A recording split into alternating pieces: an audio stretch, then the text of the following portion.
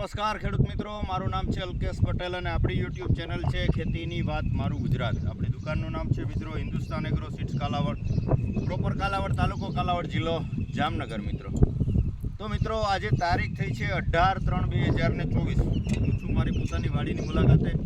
આજે ખેડૂત મિત્રો તમને એક માહિતી આપવાની છે કે આપણે આવનારી સિઝન એટલે કે ચોમાસું સિઝન દરમિયાન પહેલેથી લઈ અને છેલ્લે સુધી એક વ્યવસ્થિત રીતે આપણા પાકનું વ્યવસ્થાપન થાય, પોષણ એને જે વસ્તુની જરૂરિયાત છે મુજબનું એને પોષણ મળે આ પ્રકારનું, અને યોગ્ય માવજત કરી અને ઉત્પાદનમાં કઈ રીતે વધારો કરી શકાય આવા પ્રયત્નો સાથે આપણે અત્યારથી એને કાળજી રાખવાની જરૂર છે. તો ખાસ એના માટે હું તમને આજે માહિતી આપી દઉં કે ચોમાસું સિઝન પૂરી થઈ ગઈ, ગત ચોમાસું પૂરી થઈ, શિયાળુ સિઝન જે છે પૂરી થઈ. હવે જે મિત્રોએ ઉનાળુ વાવેતર નથી કર્યા અથવા જેને માત્ર કપાસનું જ વાવેતર હતું અને હવે શિયાળુ વાવેતર પણ નહોતું, આ મારી જ વાત તમને કરું કે મારે આની અંદર માત્ર કપાસનું જ વાવેતર હતું, કેમ કે પિયતની વ્યવસ્થા નથી.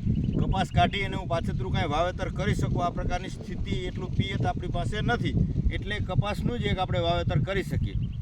તો જેને કપાસ કાઢી અને જમીન અત્યારે ખાલી પડી છે અથવા શિયાળુ પાક જીરું છે, ધાણા છે, આ પાક નીકળી ગયો છે અને ખેતર ખાલી પડ્યું છે, તો હવે આપણે થોડો સમયમાં એટલે કે આજથી લઈને 1 મહિના સુધીના સમયગાળામાં આપણે આપણા જમીનની જે છે એ પૃથ્થકરણ એટલે કે નમૂનો લઈ અને એને લેબ કરાવવાનું છે ખાસ. એટલે આપણા જમીનની અંદરમાં કયા પોષક તત્વોની ઉણપ છે, શું વસ્તુ ઘટે છે વધારે પડતી, એની તમને ખાસ ખ્યાલ આવશે. એટલે આવતી સિઝનમાં પાયા ખાતરમાં તમારે શું આપવું, જમીનમાં શું ઘટે છે તમારી જમીનમાં, આની ખાસ કાળજી રાખવાની છે.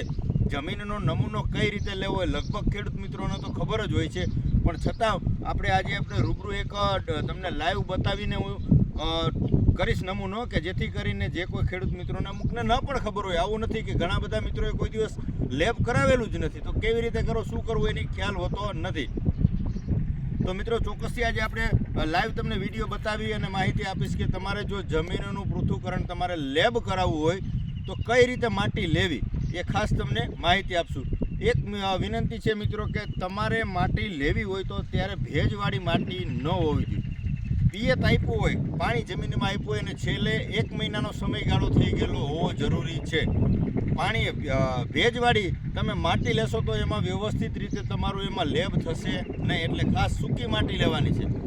1 મહિના પહેલાં પિયત આપ્યું હોય એટલો સમય સુકાવા દેવાની. આજે પિયત આપ્યું છે તો 1 મહિના પછી તમારે ધૂળ લેવાની છે અને પછી જ જે છે લેબમાં મોકલવાની છે. તમે ભીની માટી આપશો તો એનું વ્યવસ્થિત રીતે લેબ થઈ શકશે નહીં, એટલે એક પહેલો મુદ્દો એ ખાસ કાળજી રાખવાની છે. બીજો મુદ્દો, તમારું ખેતર હોય આખું ચોરસ, આ મારું ખેતર છે, 15 વીઘાનું મારું ખેતર છે, તો 15 વીઘામાંથી ચારેય ખૂણેથી 10-10 ફૂટ જગ્યા મૂકી અને ચારેય ખૂણેથી માટી લેવાની છે.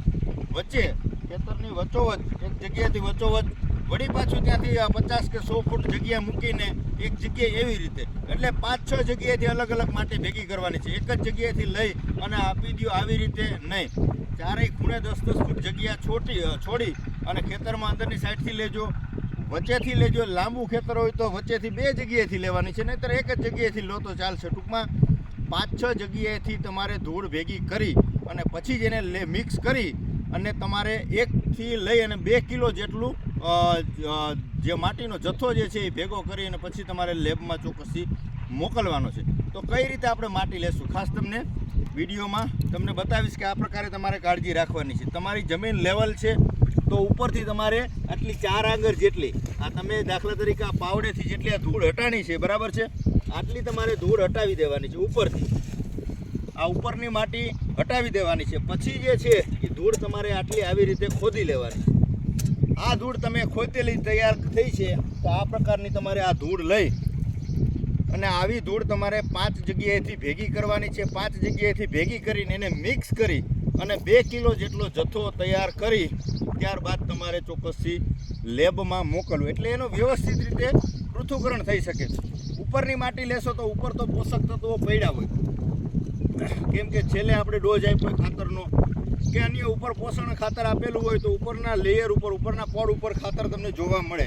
પણ જ્યાં તમારી 4 આંગળથી ધૂળ આવી રીતે હટાવી દેશો મિત્રો,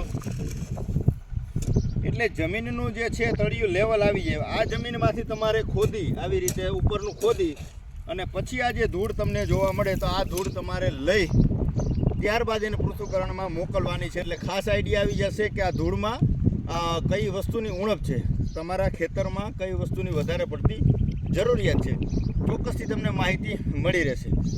આ લેબ કરાવી કઈ જગ્યાએ, તો તમારા નજીકના સેન્ટરમાં જિલ્લા લેવલે યુનિવર્સિટીઓ ચાલતી હોય છે. દાખલા તરીકે જુનાગઢ છે, તો જુનાગઢ કૃષિ યુનિવર્સિટી બહુ વિશાળ છે. તમે ત્યાં જાશો એટલે તમને તમારું લેબ લઈ લેશે વ્યવસ્થિત રીતે, અને તમને એક પાવતી પણ આપશે કે ભાઈ તમારું લેબ તૈયાર થઈ જશે એટલે તમને ફોન આવશે. તો તમને ફોન આવે તો ત્યાં તમારે રૂબરૂ જઈ અને ત્યાં બેઠેલા અધિકારીશ્રી, સરકારશ્રી દ્વારા ત્યાં બેસાડેલા જ હોય છે, તો અધિકારીઓ સાહેબશ્રીઓ પાસેથી તમારે ચોક્કસથી માહિતી મેળવવાની કે ભાઈ સાહેબ મારું લેબ આવી ગયું છે, તો આની અંદર કઈ વસ્તુની ઉણપ છે. તો તમને વ્યવસ્થિત રીતે માહિતી આપશે કે તમારે પાયા ખાતરમાં શું આપવું છે, ત્યારબાદ ડોઝમાં શું આપવું છે, અથવા તમારે કયા પાકનું વાવેતર કરવું છે તો એ પાકમાં તમારે પાયા ખાતરમાં શું આપવું, એના ડોઝમાં શું આપવું, પહેલેથી છેલ્લે સુધી તમને સમજાવી દેશે. એક લેખિતમાં તમારે લખી લેવાનું છે કે ભાઈ આ પાકનું વાવેતર કરવાનું છે તો આટલું આપવાનું, એક વીઘે આટલો દર રાખવાનો, એ બધું વ્યવસ્થિત સમજી અને ત્યારબાદ આપણું પાકનું વ્યવસ્થાપન કરવાનું છે, જેથી કરીને આપણે ઉત્પાદન વ્યવસ્થિત રીતે મેળવી શકીએ. આ એક ખાસ તમારે કરવાનું છે. નજીકના જિલ્લા લેવલે લગભગ કૃષિ યુનિવર્સિટી ચાલતી હોય છે, ત્યાં લેબ થતા જ હોય છે. પાણીની સમસ્યા હોય, અમુકને બોરના ઊંડા પાણી હોય, મોરું પાણી હોય, ચા ન થતું હોય તો પાણી પણ સાથે 1.5 લીટરની બોટલ ભરતી જવાની. આપણે જે મિનરલ વોટર આવે છે 500 ml ભરતું જવાનું. એ તમને પાણીનું પણ પૃથ્થકરણ કરાવી લેવું જરૂરી છે, કેમ કે અમુક પાણીના કારણે પણ જમીન બગડતી હોય છે અને ઉત્પાદનમાં તફાવત આવતો હોય છે. તો પાણી ખરાબ હોય તો કેલ્શિયમ છે, આ પ્રકારના તત્વો ઉમેરવાથી પાણીનું શુદ્ધિકરણ થઈ જતું હોય છે, બરાબર છે. તો એ પણ એનું તમારે સોલ્યુશન મળી જશે કે ભાઈ ખરેખર સમસ્યા શું છે. કૂવાના પાણી હોય તો એમાં કોઈ સમસ્યા રહેતી નથી, બોરના ઊંડા પાણી હોય અથવા વધારે પડતા મોરા પાણી હોય, ખારા પાણી હોય, તો આનું પણ તમારે ચોક્કસથી પૃથ્થકરણ કરાવવું, લેબ કરાવો, જેથી કરી અને આપણી જમીનમાં શું ઉણપ છે એની તમને ખ્યાલ આવી શકે. વિશેષ કાંઈ માહિતીની જરૂર હોય તો ચોક્કસથી તમે મને ફોન કરજો. આપણે નંબર નીચે ડિસ્ક્રિપ્શનની અંદર આપીએ છીએ 9245 42 બરાબર છે મિત્રો. તો આપણી ચેનલમાં અવનવી માહિતી, સાચી અને સચોટ માહિતી મેળવવા માટે આપણી ચેનલને લાઇક કરજો, શેર કરજો અને સબસ્ક્રાઈબ કરજો, બીજા ગ્રુપમાં મોકલજો, જેથી કરીને ખેડૂતોને અવનવી માહિતી પહોંચે, જેના કારણે ખર્ચ ઘટે અને ઉત્પાદન વધે. આવા હેતુથી આપણે વિડીયો બનાવીએ છીએ મિત્રો. રજા આપશો મને. જય જવાન, જય કિસાન.